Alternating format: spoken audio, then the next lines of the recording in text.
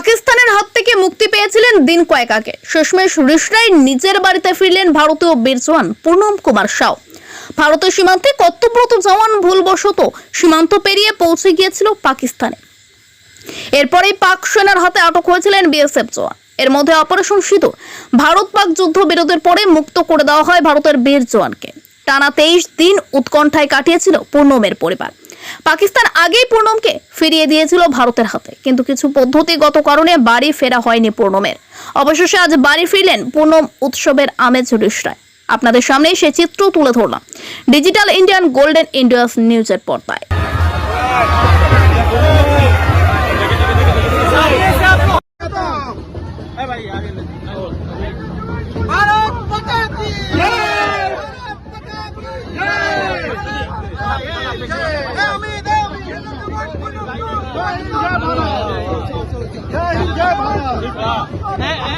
लड़का लोग देख लो, एक करेगा वो लोग,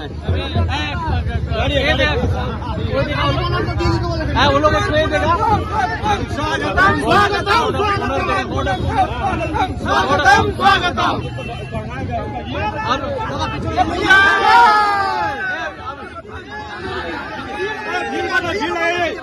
प्लीज प्लीज प्लीज प्लीज आप लोग प्लीज